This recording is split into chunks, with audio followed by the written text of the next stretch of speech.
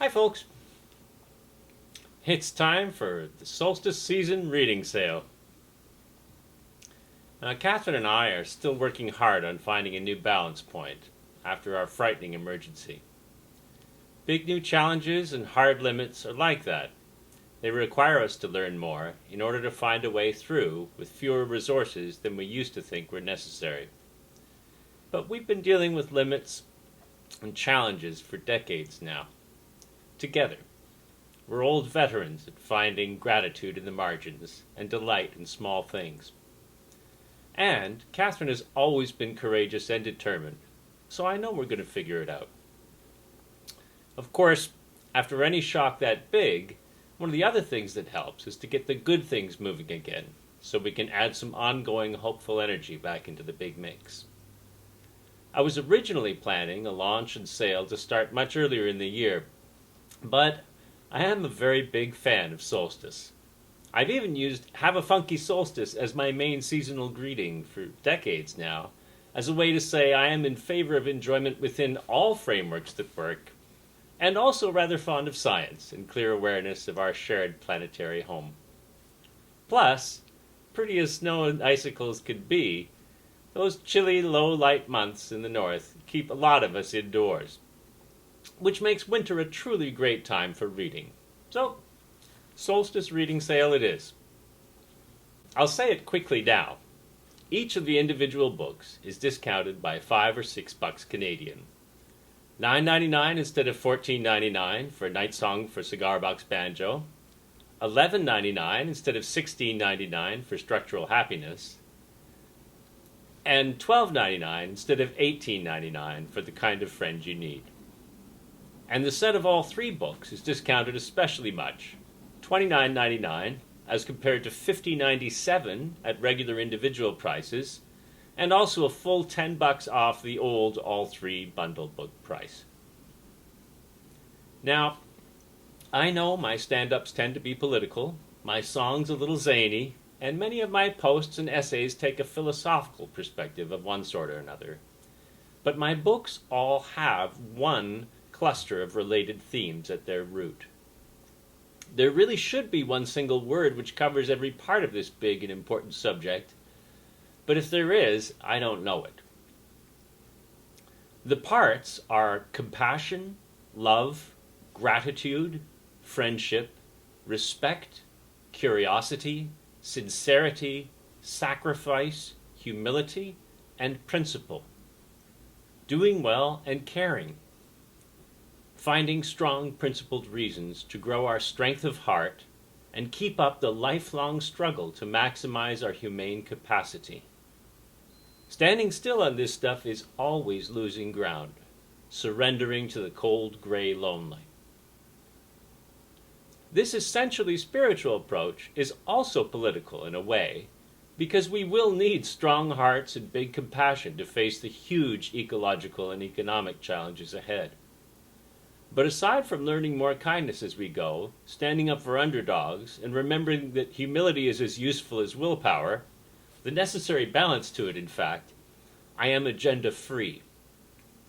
These volumes can absolutely be read for funny tales of historical creative eccentrics, for clues to individual happiness, or for lessons about service to others and the costs of reckless vanity.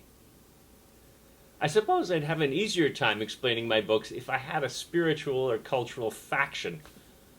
But not only am I from a lost civilization, I am also determined to open communications wider as I go, which means helping people who don't often see common understandings and priorities with others realize that they've actually shared many values and feelings with them all along.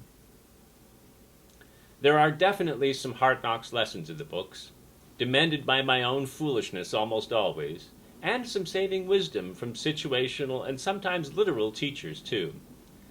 But above all, I've tried to capture a wide and interesting range of those difficult-to-define watershed situations from which we come away subtly changed forever. Whether sublime or Pythian form, there's still no better word for this quality than grace. I'm going to read a short extract from each of the books. First, from Structural Happiness, which is especially full of eccentric teachers, creators, and instructively humbling pratfalls.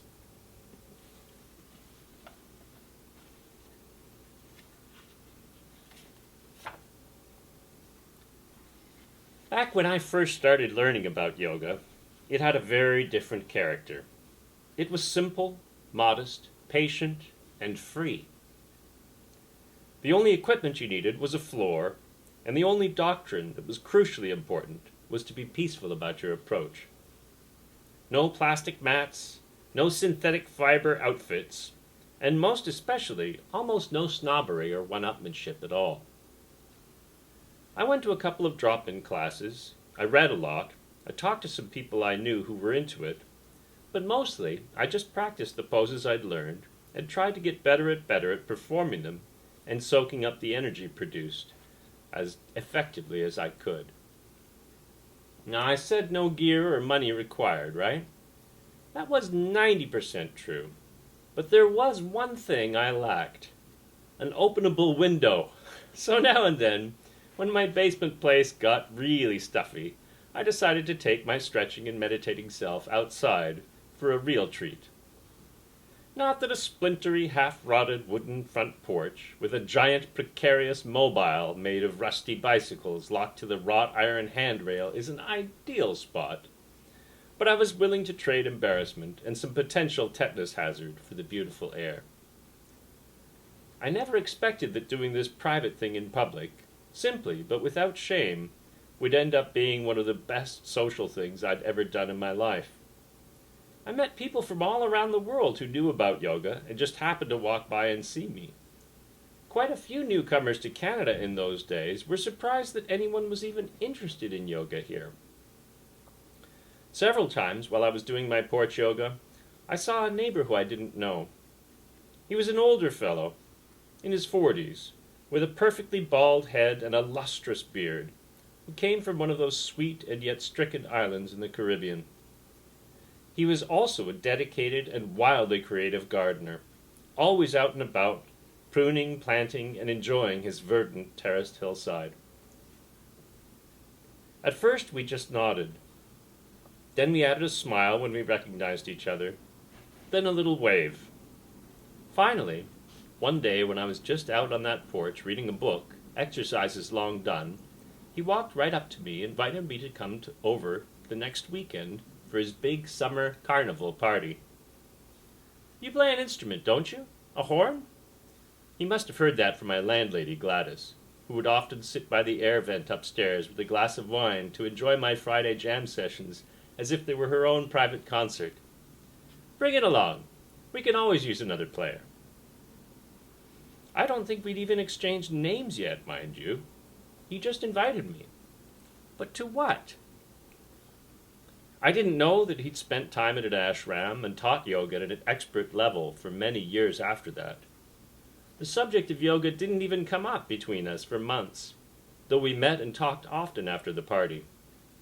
I can't even say whether I'd passed a test in his eyes by my dedication to my practice, such as it was. I don't want to sound fancy here. But however it happened, I had just met one of my kindest and most generous teachers. The only credit I will take? If I hadn't been showing something of myself to the world, Anson would never have had a chance to so easily let me into his. The party.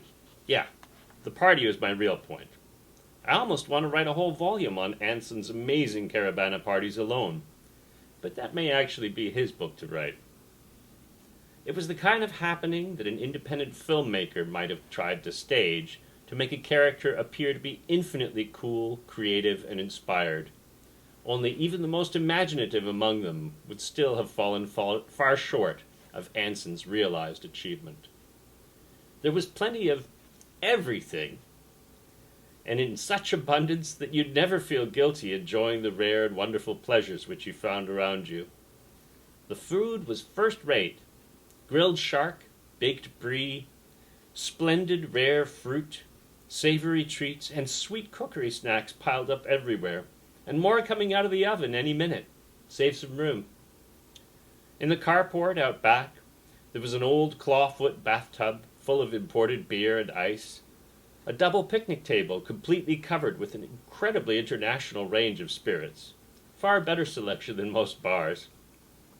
Inside the house, there was a furniture-free dancing room for the overly energetic soca fans. Downstairs, a smoking room for those who favored bluish air. And wrapped all the way around the outside of the house, from front to back, was a huge, rambling garden party. Tiny cafe tables perched amidst bushes and flowers, little pockets of aromatic herbs, and his own curious totemic sculptures of shell and stone. Strings of white Christmas lights unified the whole outer party and gave it a fairy glow. Guests of every possible race, age, economic class, and skill, all laughing and enjoying themselves together, spread that same sort of a magical glow, and in some cases intensified it to the point where it could almost be tasted. Delicious. New love, forming partnership. I was in awe. I don't think I'll ever see a better party, even if I stumble into a book that happens to sell in the gazillions, and I get invited to 1,000 more. This event was a work of skill, art, and love on every level. I was too nervous to want to drink much, though I was very grateful to be able to snack a little, food being a bit scarce that season in my fridge. I saw Anson in the crowd and thanked him very much for inviting me. He gave me a big warm smile, as if we already were the good friends that we were soon to become. Then I walked back toward the strange, dissonant, and funky music coming from the garage, the scariest and most thrilling thing going on at the whole party. One guy said, "They jam like this all night long, you know. Into tomorrow and right through tomorrow. Then all the way through tomorrow night, too, even way into Sunday afternoon." I almost asked him how he knew, then noticed the strap around his neck. Ah, a saxophonist. Scarier, even more exciting. I improvised all the time, but never with a whole big group of strangers all at once, nor with any guys who were out playing music professionally for real rent money stakes. And what about that all night long and the next night too part? A whole bunch of strange genius players, boozing and jamming through with marathon endurance? Those fellows were absolutely going to kick my scrawny ass. I made my way into the crowded, stifling hot garage and was surrounded at once by the heavy weight of the challenging music, already polyrhythmic and straining between 3 different keys, listening, assimilating, seeking a foothold. Anson himself was soon drumming on his giant, profusely cymbaled and many-timbered kit, though he took a lot of other instrumental stations over the course of the night. Near him there was a stand-up bass player hunkered over the neck of his axe like he was going to kiss her. A couple of electric guitarists stood on opposite sides, screwing with their pedals, of course. A synth guy had set up in the corner, now comping like a Leslie, now whining shrill with a fat solo line of massed oscillators. Then there was the stout fellow with a big barking tenor saxophone, and another dude, scarecrow thin and smiling like he was reborn, who was pumping his soaring elation through a cuttingly sharp but gigglingly mobile flute. Around all these, there was a pressing crowd of spaced-out close listeners, grooving and growling along to the weird and metamorphic music, even as it shifted in and out of tuneful phase, and me. I told myself that I should at least open my instrument case and stay for a few minutes, right? Just to be polite. Maybe they even liked having a few lightweight amateur idiots to kick around at the start of the night, just to get themselves warmed up. But what voice could my instrument possibly have to contribute to this conversation? These weren't just people who were a generation older than me. They were real, actual, honest-to-God jazzmen. I sat in a milk crate, opened the case, took out a reed and put it in my mouth so I could hold it on my tongue a while and get it nice and wet and flexible. Then I started to assemble the clarinet. Bell into bottom, into top, into barrel, into mouthpiece, a line. I was just carefully twisting down the ligature to make sure the reed was held in place with nice even tension at top and bottom, when an older black gentleman with a round, weathered face and a bright, laughing Buddha smile leaned right out of that crowd of kick-ass musical strangers, looking straight at me with all the intensity of a lover. "I am so glad you're here," was all he said. But he made sure to smile at me long enough that I knew he hadn't mistaken me for anyone else, anyone he knew. He just plain meant it. He really was genuinely glad that I, a total stranger, an emaciated white kid with a nervous expression and a plastic clarinet, was there. That was how I first met Will. I love Will.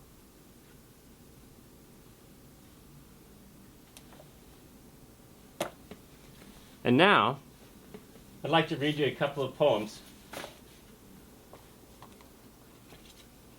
from Night Song for Cigar-Box Banjo. Each of these was written for a dear friend, responding with my affection to their special gifts and qualities.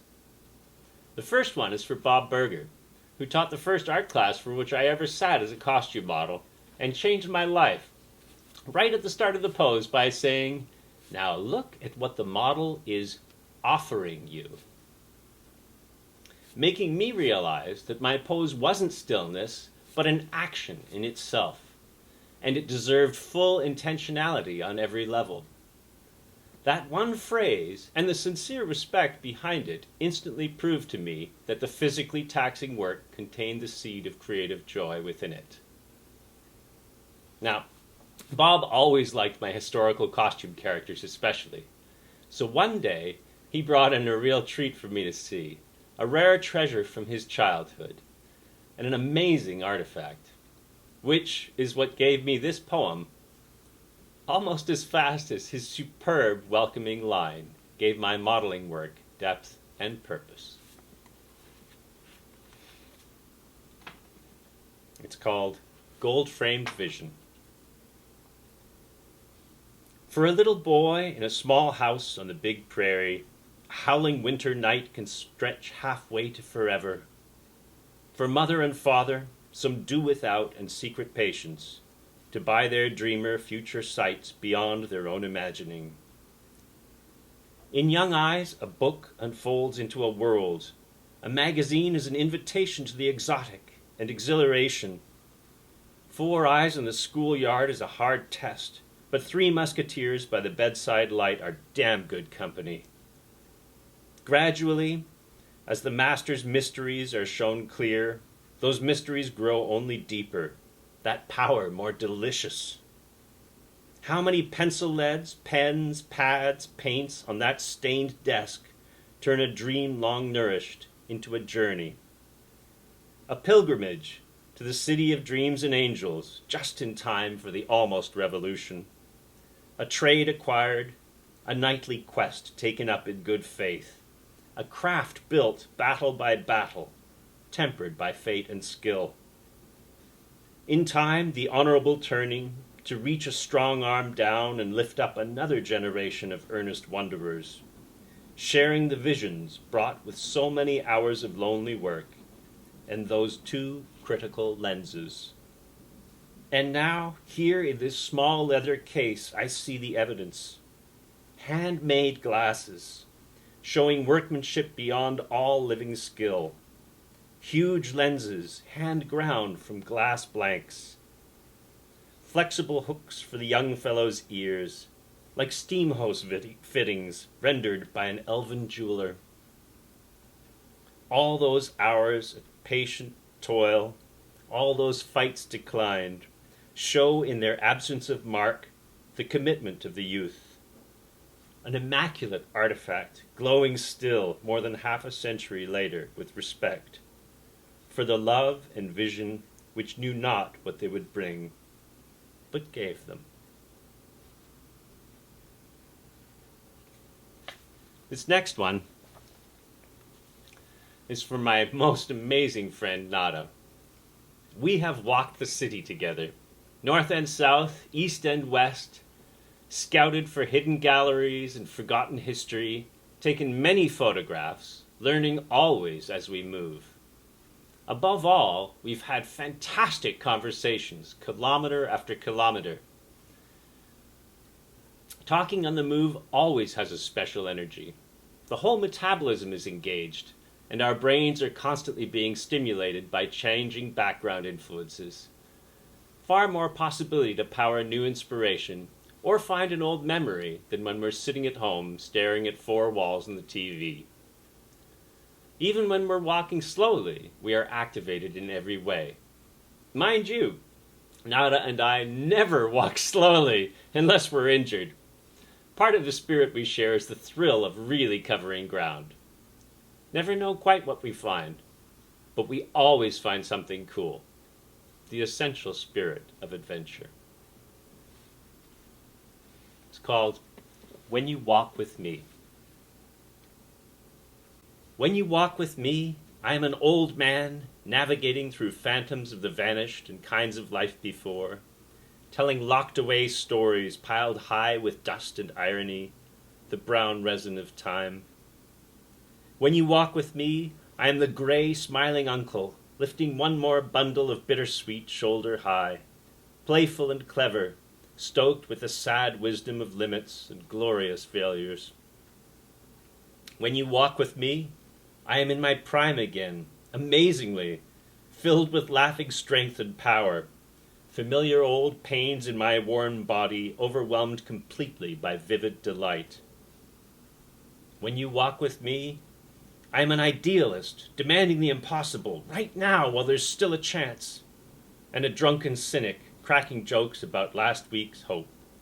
Not alone, at least. When you walk with me, I am on the nervous edge of manhood, filled with thrilling wonder at the world, afraid of who I have been already, and who I never will be. I know nothing, feel all. When you walk with me, this whole grand and scuzzy planet is a gigantic playground, a game, a challenge, a nonsense rule from stuffy, unseen elders for us to break together into giggles. When you walk with me, I am 5 years old, and you have muddy shoes, and that turtle never was going to wait for us, even though we really do love him, and he knows it. When you walk with me, I am reminded of the oldest truth. We are all of us nomads, born to walk and discover, and I am a warm-wrapped babe snug in a papoose, rocked into peace by the march. My heart is safe.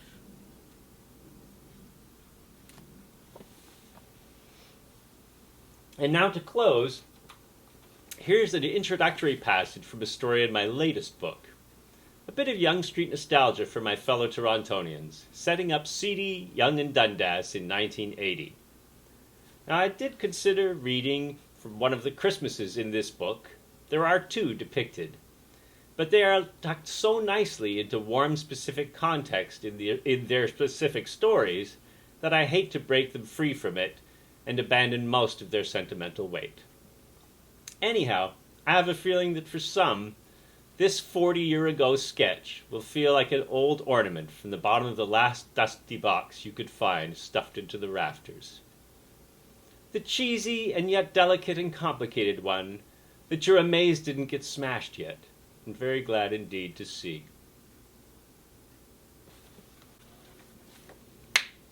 Of course, Solstice is also the shortest day of the year, so for a guy who relies on the sun for a lighting package, I ought to have thought. Lost my light. Here's part B. Finish the reading. This is from the book The Kind of Friend You Need, and it's the opening to the story 30 Years and 40 Feet. Just a setup, really, but I think a lot of you will find this familiar.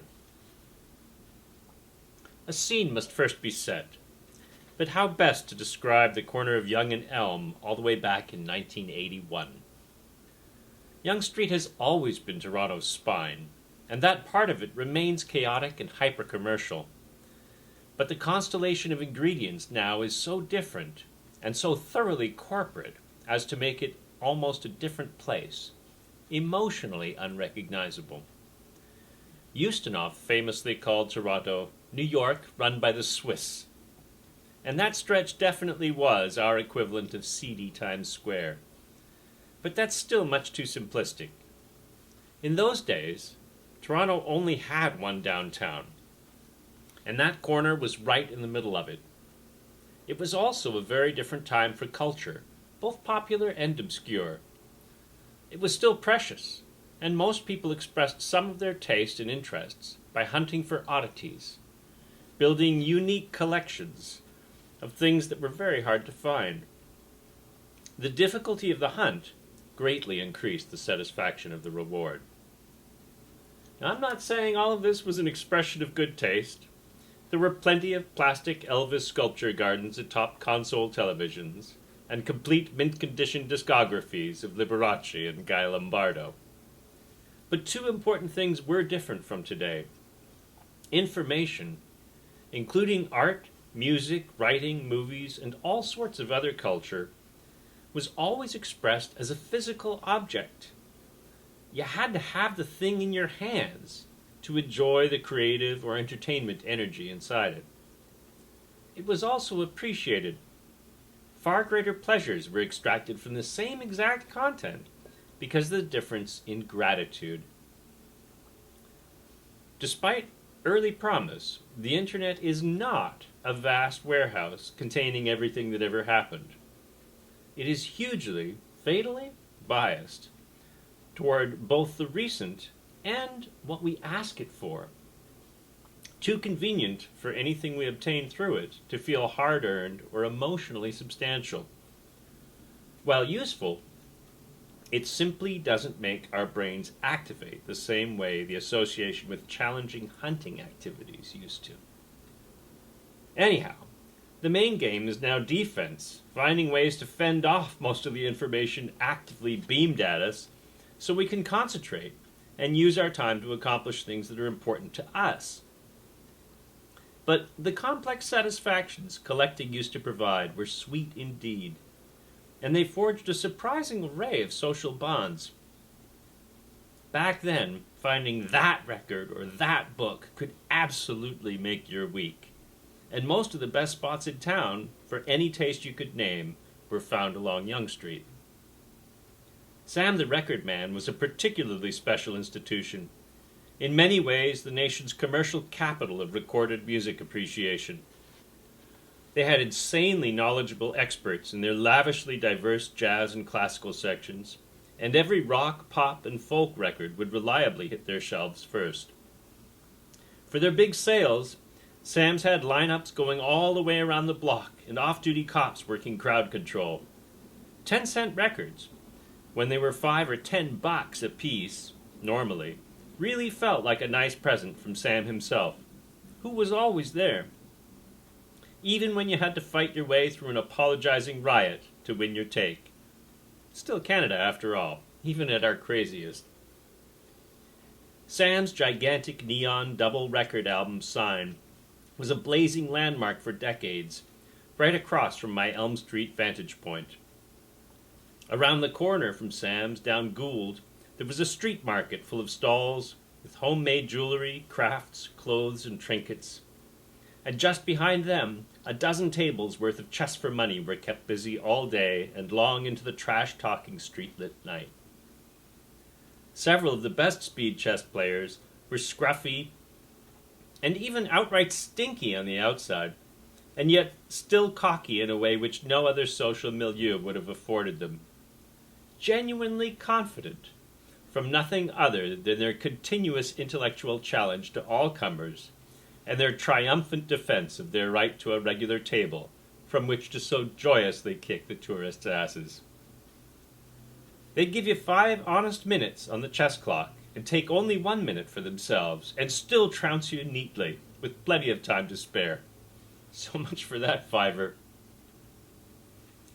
The same general area also hosted an extraordinary concentration of properly grand old movie theaters, and, as a very recent addition, I almost want to say harbinger, also the world's first Cineplex, with 19 different frustratingly small screens, which was classy and crass both at once.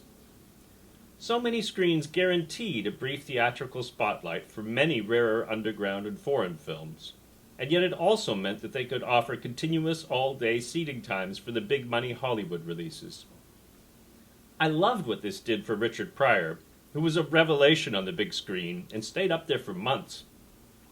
But not for the vacuous Bo Derek, who saddened young me deeply with her performance as Tarzan's topless Jane, by proving that with bad enough acting, even such an exalted thing as bare and beautiful breasts could be made outright boring. The Cineplex made film-going different, less precious, more like commuter trains, one leaving every 30 minutes. Back then, such lavish convenience was still outright weird. Video arcades also flourished, at least a dozen of them within the 4 or 5 nearest blocks, 3 of which managed to skid all the way into the early 21st century somehow, before becoming too valuable as real estate to even pretend to be valid businesses anymore. Some arcades were vast street-level temples of beeps, blinks, and bangs, with ultra-bright lighting and hawk-eyed staff supervising everything. Some were seedy basement walk-downs with black light, pool tables, a bar, and low-rate rent nightclub ambiance. As a completely naive 16-year-old boy, I actually found that I got creeped out a lot more often in the brightly lit places.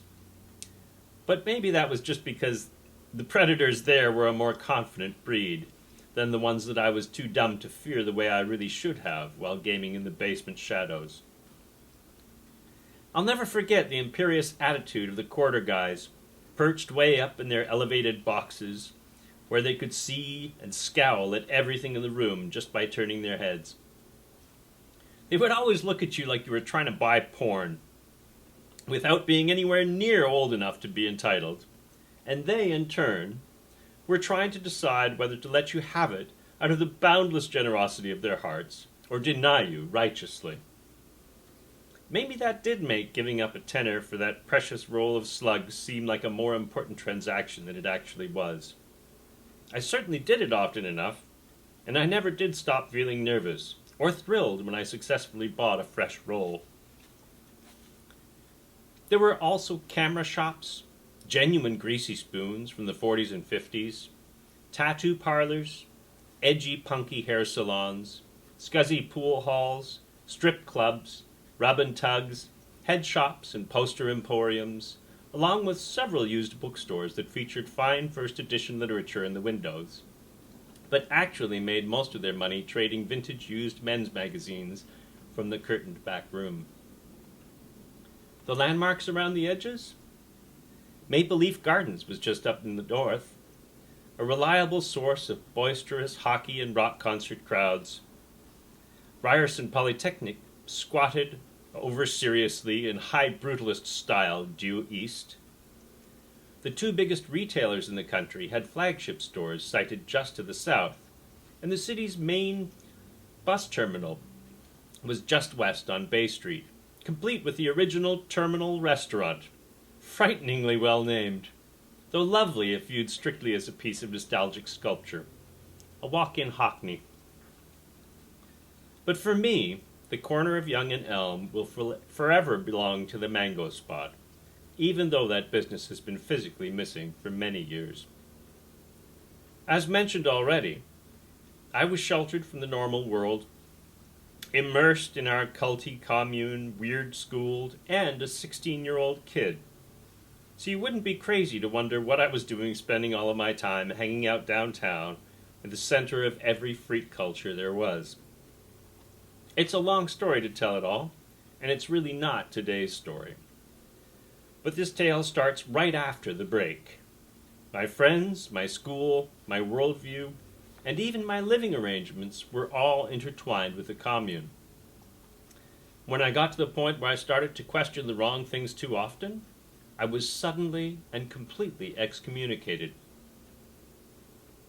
I had no accredited education, no family who considered themselves my allies, and if I called one of my lifelong friends, they would hang up the phone. Because I went directly from being a trusted insider to being a total traitor, as did everyone who left. Every validating connection in my entire life was cut off all at once. So I guess it was mostly by a tropism that I ended up drawn in by all the shiny lights. And that was where I found my very first full-time job. So, now I should leave you all and get back to it. I have to put dinner in the oven, and I gotta take my awesome space girl wife for some more hall lap walks. But please remember, when you open that card with a few bucks in it for a decadent little treat, January and February deserve some additional laughter and soul stuff. They tend to get rather thin on the ground, just about when the snow gets particularly thick. Anyhow, everything will be more expensive in the springtime, my books included. Cheers, folks. Thanks for coming by again.